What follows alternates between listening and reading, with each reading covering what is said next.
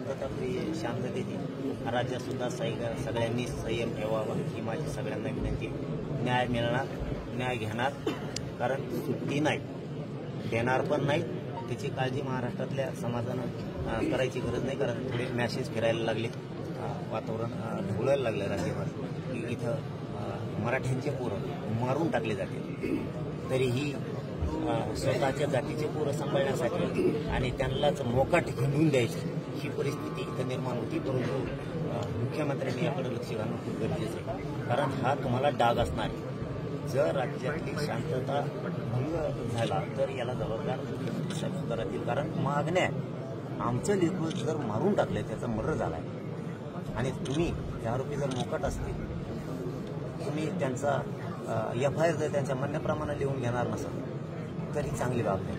त्यांची मागणी निलंबित 2 ते पोलीस अधिकारी करायचे. ते जर तुम्हाला साले निलंबित होणार नसले, राज्य दूषित करणार असाल तर ही राज्यासाठी चांगली बाब नाही. इथं सगळी शांतता आहे. इथं मी स्वतः आहे, इथं सगळे पोलीस बांधव सुद्धा आहेत. सकाळपासून जे लोक बसले म्हणजे हे लोक संयमाने शांत आहेत.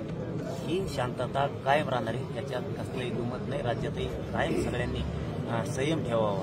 मात्र न्याय यांच्या मागण्याप्रमाणे पाहिजे, कारण त्यांची बॉडी काही हॉस्पिटलला 24 घंटे होऊन गेले. किमान सरकारनं, मुख्यमंत्र्यानं त्यांच्या खून झालाय, त्यांच्या प्रेताशी खेळू नये.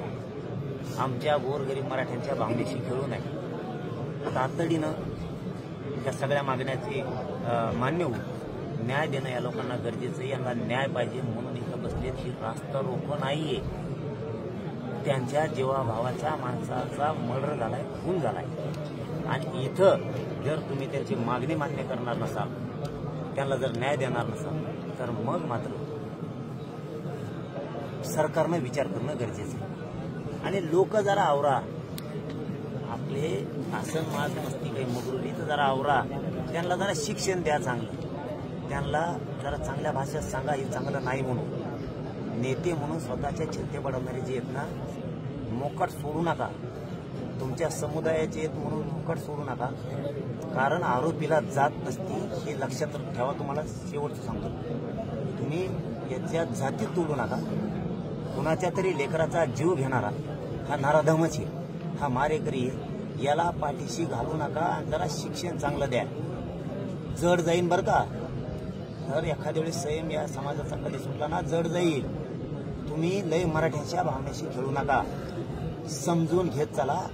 ते आरोपी अटक करायला द्या, त्यांना फाशी शिक्षा होऊ द्या आणि मराठा समाजाच्या यांच्यावर अन्याय झाला, यांच्या लेकराच्या बाजूने करा. हे बघा लेकरं उघड्यावर पडले, ते हिचा बापाचा खून झालाय. जरा लाज असेल ना तर समाज करू नका नुसता. जरा या जातीत तोलू नका. आम्हीही तोलत नाहीत. इथं संयम आहे, संयम राहणारे पण न्याय मात्र घेणार.